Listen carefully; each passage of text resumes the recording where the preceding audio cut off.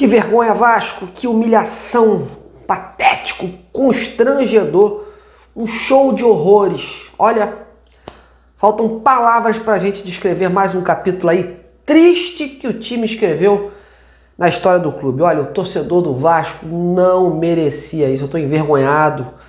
Vascaíno, meus amigos, é patrimônio desse clube, nunca merecia passar por tamanha vergonha.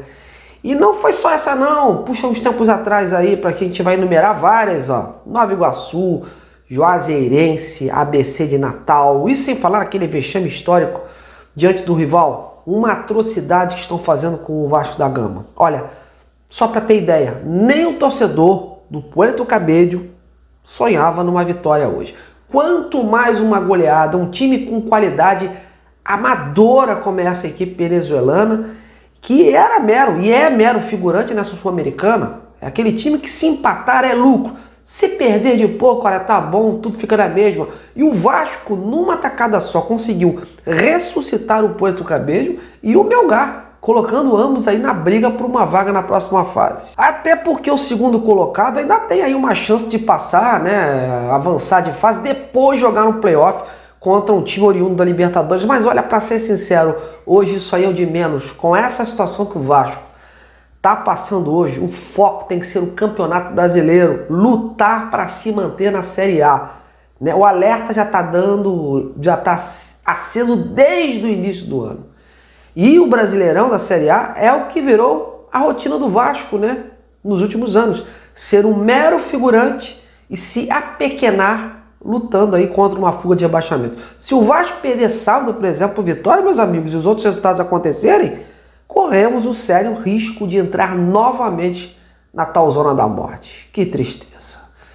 Que tristeza. E olha, não foi por falta de aviso, hein? Essa humilhação de hoje é o reflexo que virou o Vasco ao longo desses anos. E todos no clube.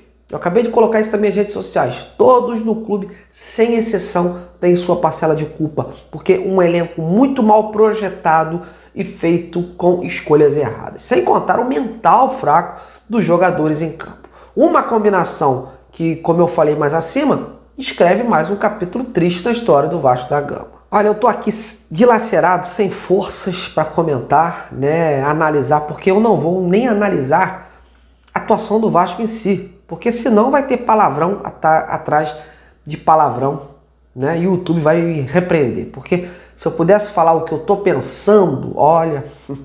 Bom, deixa pra lá. É difícil, meus amigos, nessa hora, a gente separar, né, o torcedor do jornalista, mas o lado profissional me chama e eu tenho que apontar os fatos e o que realmente tem acontecido. E eu vou mais além. Muito se fala aí que só trazendo um técnico vai dar jeito. Amigos, só Fernando Diniz não basta. O Vasco precisa de muito mais que um simples técnico. Precisa de reforço de qualidade e mudança de mentalidade. O que está aí vai ser muito difícil mudar. Está uma contaminação total. E o que eu fico mais assim triste é ver que no clube não há senso de urgência. O treinador é demitido há tempos, o time fica à deriva, atuando mal, com o Felipe, que com todo o respeito que eu tenho pela história dele no Vasco, não tem currículo para hoje ser treinador ou efetivá-lo aí como treinador, e manter o cara lá por 1, 2, 3, 4 e vai ficando, 4 jogos, e aí ele vai continuando. Será que é tão difícil fechar com o treinador? Vários times já demitiram seus técnicos e no dia seguinte já tinha outro. Por que a insistência com o Fernando Diniz? Será que vale mesmo a pena investir mais de R$1 milhão num treinador? E os reforços? Se investir no treinador, será que teremos dinheiro para trazer peças de qualidade? Mas peças mesmo que acrescentem, né? Não os Jean Davis da vida, Maxime Domingues, Lois Augusto. O Vasco precisa de jogador que chegue, vista a camisa e vai para o campo dar o recado e trazer resultado para o torcedor. O torcedor quer ver título, entendeu? É saber o que é vestir essa camisa.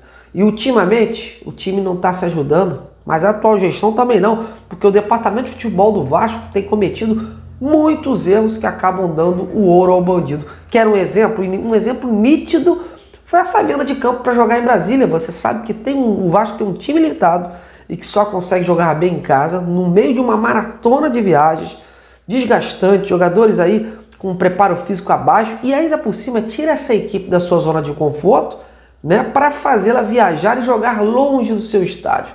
É ou não dar um ouro aí para o seu inimigo? A verdade, meus amigos, é que estão conseguindo aí construir mais um ano vergonhoso para o Vasco. Um ano que você, torcedor, vai ouvir e já, recalculando a rota.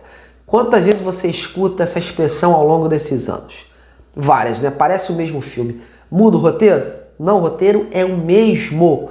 Só mudam os personagens, mas a dinâmica é a mesma. E o pior é que não aprendem com esses erros.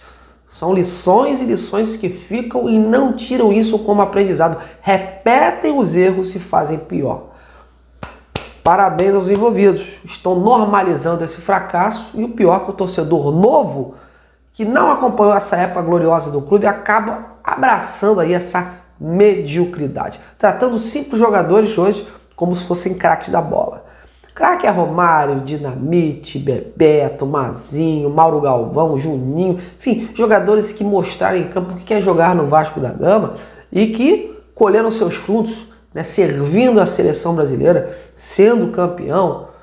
O Vasco hoje está um refém de jogadores aí que não sabem o peso dessa camisa. Hoje vocês viram em campo aí um time praticamente entregue, desestimulado. O próprio Verratti no final do jogo, né, criticou, pediu desculpas, criticou os jogadores, o elenco, que eles têm culpa, enfim. Mas o que se viu hoje foi uma aberração. Uma aberração. Tomou um, tomou dois, tomou três, tomou quatro, o time não tinha reação nenhuma. E o torcedor do Vasco ali convivendo novamente com aquela história triste que conviveu no passado. Bom, eu não vou me estender, meus amigos, olha, já tá tarde, a vergonha já tá declarada, a M já foi feita, para não falar outra coisa. Então, agora, veremos como eles vão juntar esses cacos.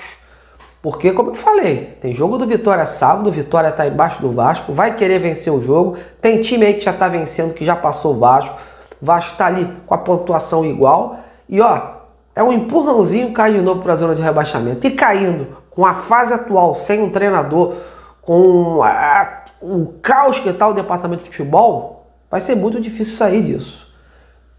Já falei, Fernando Diniz não tem varinha mágica para mudar esse panorama. Só treinador não basta. Tudo bem que tem um choque de realidade e tal, mas o Vasco precisa de muito mais. O Vasco precisa de reforço, e eu sempre falei isso nesse ano. O Vasco não fez um planejamento hábil, não fez o planejamento perfeito para essa temporada, fez os mesmos erros das temporadas anteriores, escolhendo um técnico que não condiz aí com as tradições do Vasco e ainda por cima trazendo jogadores que não tinham aí competência para estarem aí vestindo essa camisa. E agora estamos nesta situação. Então, meus amigos, ó, aproveitem, bote a boca no trombone, também nos comentários, e vamos interagir juntos. Até amanhã.